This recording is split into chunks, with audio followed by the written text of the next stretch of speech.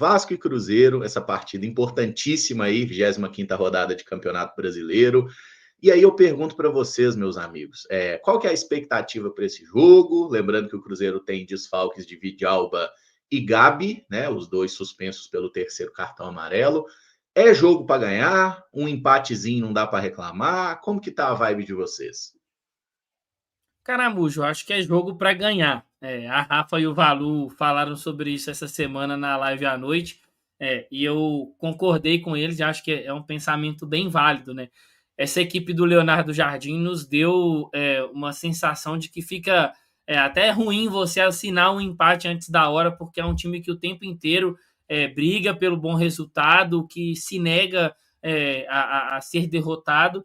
E a gente sabe que do outro lado vem ali um fôlego novo, né, por ter vencido dentro de casa o Bahia, mas eu acho que o Cruzeiro tem uma equipe, tem um trabalho mais consolidado hoje do que o trabalho do Vasco. Claro que não vai ser fácil, eu acho que tem jogadores do adversário que estão numa crescente, tem jogadores, para mim, que podem apresentar muito perigo, e aí eu não vou nem citar o Felipe Coutinho, que talvez seja um atleta que venha à mente de todo mundo, mas o Nuno Moreira, acho que é um atleta perigoso, mas é um jogo que o Cruzeiro tem totais condições, para mim, de sair vencedor.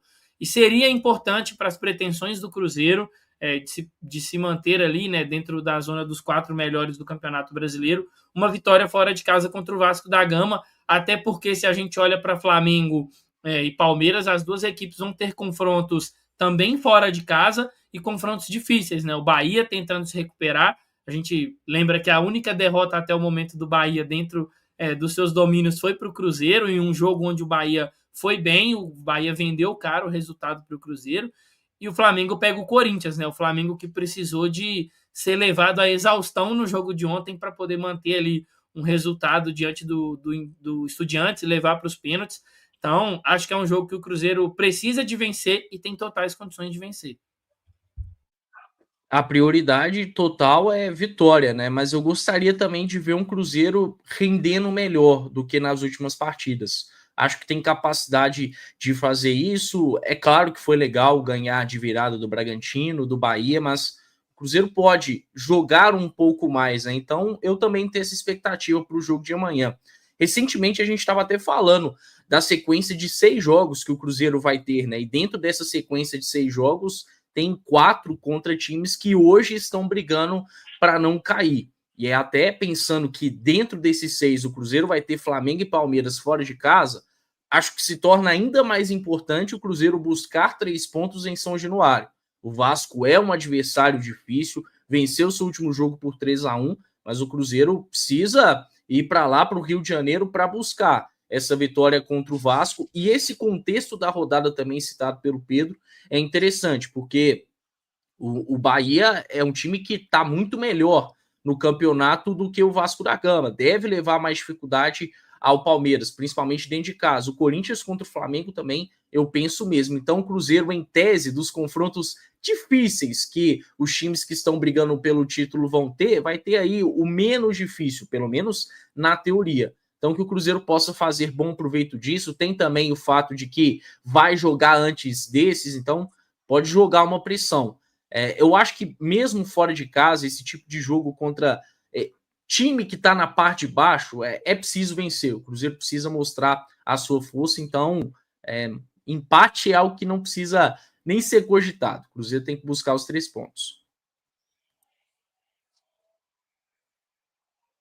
É isso. E aí, Samuca? Só vitória interessa ou um empatezinho também? Não dá para reclamar muito da sorte? Aquela lógica lá de quem não agradece o pouco não merece o muito. Nesse caso, Caramujo, eu acho que o Cruzeiro tem que voltar sabendo que eu acho que não vai ser um jogo fácil, né? O Vasco empatou com o Flamengo, aí vence o Bahia, dá uma animada, né? Tem bons jogadores, é um time que estava tendo dificuldade de vencer em casa. Acho até que não venceria se o Jean Lucas não tivesse sido expulso, né? Logo no primeiro tempo.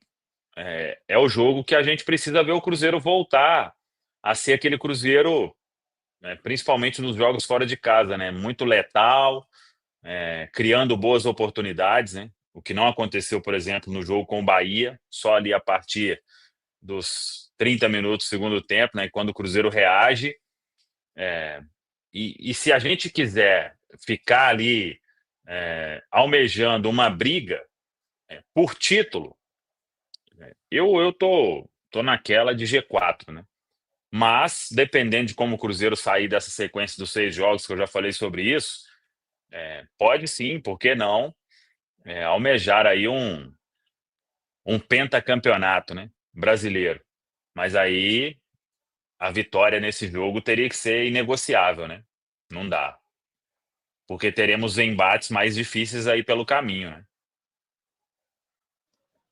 Eu também tô nessa aí de que assim é aquele tipo de confronto que você precisa ganhar para chegar forte no confronto direto, né? Porque o Cruzeiro é o que abre a rodada, né? Considerando os 3 aí que tem alguma chance realista de título. Se o Cruzeiro ganha, a gente já joga uma carga de pressão para os outros 2. E não é que eles vão ter jogos simples, né? O Corinthians em São Paulo é um time difícil de bater, né? Fora já não é a mesma coisa. E o Bahia também, lá em Salvador, assim, o Cruzeiro cortou um dobrado para ganhar, né? Ganhou, tudo mais, foi maravilhoso, mas não foi um jogo simples. O Jean Lucas é um desfalque importante para o Bahia ali, né? Para esse time do Rogério, mas eu acho que dá para a gente, assim, se o Cruzeiro fizer a parte dele, dá para a gente imaginar com uma rodada bem positiva, viu? Estou imaginando ali que pelo menos um empatezinho possa acontecer. O difícil é a gente fazer a nossa parte. O Vasco tem retornos aí, né? A gente já falou aí de Robert Renan, até eu ouvi a mensagem aqui do Elson Filho. Na nossa vez, o Coutinho volta a jogar bola. O homem estava dominado até outro dia. Aí depois ele falou, dominado não, dormindo. Sim, ele estava meio devagar aí. Mas a gente tem até um material aqui sobre o Vasco, para a gente conhecer um pouco mais do adversário, como que vem esse clube Cruz Maltino aí, é do Sérgio Quinde, do canal Atenção Vascaínos. Então vamos ouvir rapidinho aí o boletim com as notícias do Vasco e depois a gente repercute um pouco o Cruzeiro e esse adversário. Pessoal do Samuca TV, eu sou o Sérgio Quinde, do canal Atenção Vascaínos. É um prazer imenso falar com vocês, principalmente às vésperas de um Vasco e Cruzeiro. O Vasco, que após superar o Bahia em um jogo com inúmeras polêmicas de arbitragem, tenta emendar mais uma vitória em São Januário.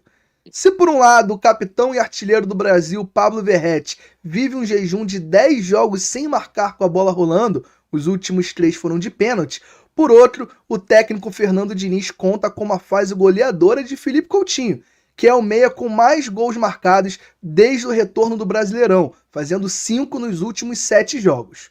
O camisa 10, inclusive, tem hoje mais gols e assistências do que da última vez que foi convocado para a seleção brasileira. Vale destacar também a força na bola aérea ofensiva. O Vasco é o 4º time com mais gols marcados a partir da bola parada, com 12, representando 33% de seus gols. Já a defesa, essa sim segue sendo um ponto de atenção. O Vasco vem entregando muitos gols a seus adversários por erros individuais, em saída de bola principalmente, assim como aconteceu no último jogo, além de não ter um bom desempenho na bola aérea defensiva. A grande esperança para o setor é a nova dupla de zaga formada por Carlos Cuesta e Robert Renan. Enquanto o primeiro, frequentemente convocado para a seleção colombiana, vem apresentando muita firmeza e já marcou até gol, o segundo deve retornar ao time titular após cumprir protocolo de concussão devido a um choque na partida contra o Flamengo e ter sido substituído.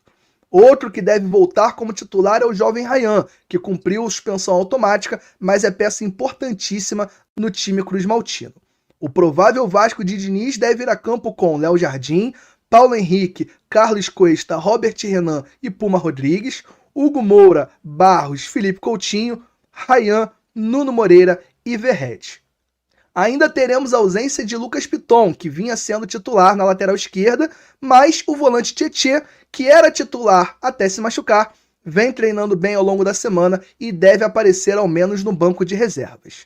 Essas são as informações do Vasco, que vem encarando uma sequência difícil, com Flamengo, Bahia, agora Cruzeiro, depois Palmeiras, mas quer converter o rendimento em pontos na tabela para poder ficar tranquilo no Brasileiro e poder focar na Copa do Brasil em dezembro. Uma curiosidade, o Vasco marcou 3 ou mais gols em todos os jogos que venceu sob o comando de Fernando Diniz.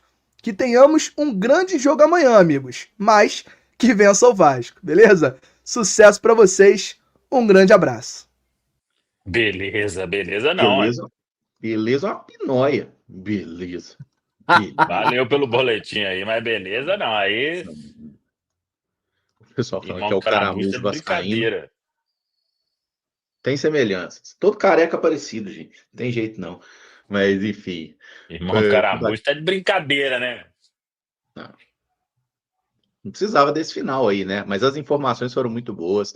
Para quem gosta de acompanhar o Vasco, não é o meu caso, com todo respeito. Mas o Sérgio Kind aí, canal Atenção Vascaínos, faz um trabalho muito legal de fato.